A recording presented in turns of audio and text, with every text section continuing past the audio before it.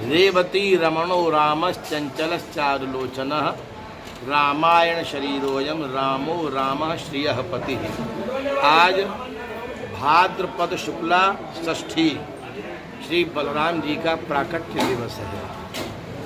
भगवान श्री बलराम साक्षात परब्रह्म नारायण के स्वरूप हैं। भगवान श्री विष्णु के 24 अवतारों में से एक हैं। 10 विशिष्ट अवतारों में से भी एक श्री बलराम जी का नाम आता है। अतः कृष्णाग्रज भी इनको कहा जाता है। श्री कृष्ण के बड़े भाई होने के नाते 1 साल बड़े हैं।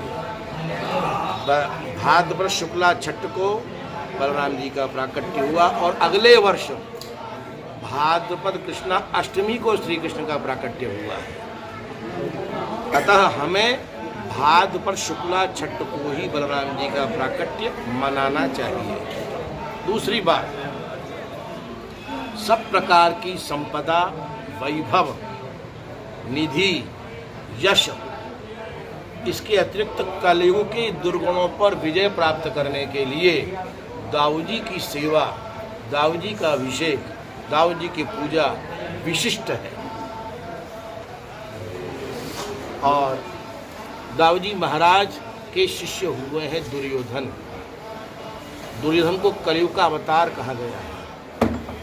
दुर्योधन किसी के आगे नहीं दबा और किसी के आगे नतमस्तक हुआ है तो केवल श्री बलराम जी के आगे।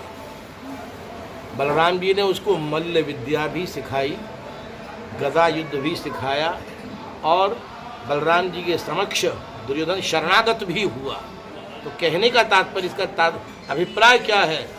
जो कितने भी दुर्गुणों से युक्त हो, कितने भी सांसारिक कलयुग के दुष्प्रभावों से युक्त हो, यदि वो बलराम जी की शरण में आ जाता है तो उसके दुर्गुण नहीं रहते, वो शुद्ध हो जाता है, पाप रहित हो जाता है, विशुद्ध हो जाता है, विशुद्ध अंतःकरण वाला बन करके श्री कृष्ण और बलराम जी की कृपा को प्राप्त करता है।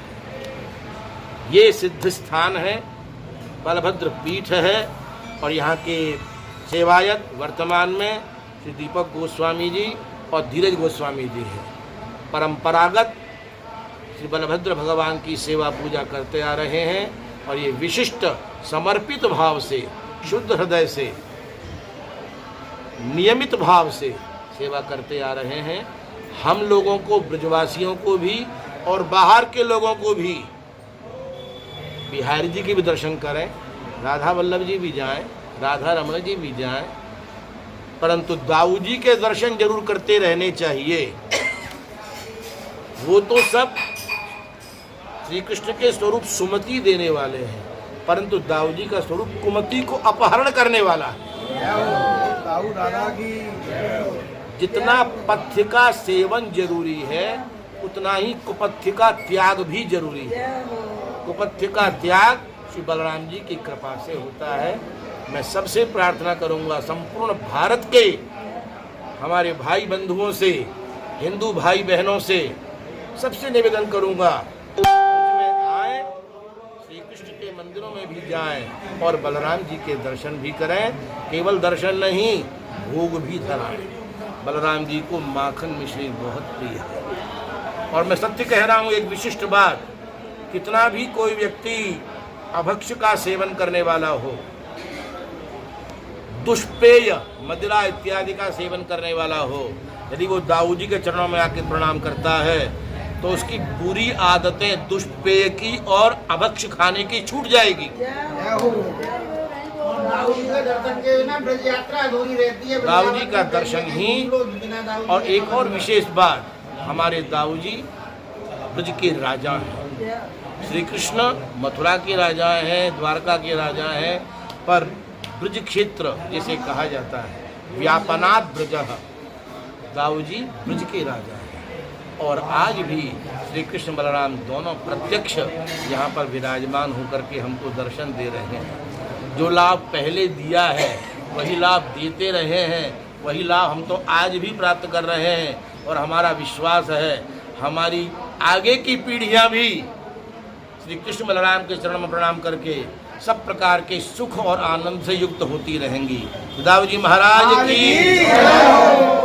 दाऊ जी का जन्मोत्सव मनाया गया है।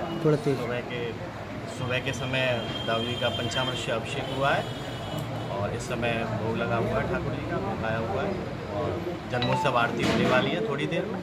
उसके बाद में प्रसाद वितरण होगा। प्रसाद वितरण के बाद शाम के टाइम 6 बजे से ठाकुर जी के 56 भोग फूल बुंदे के दर्शन है।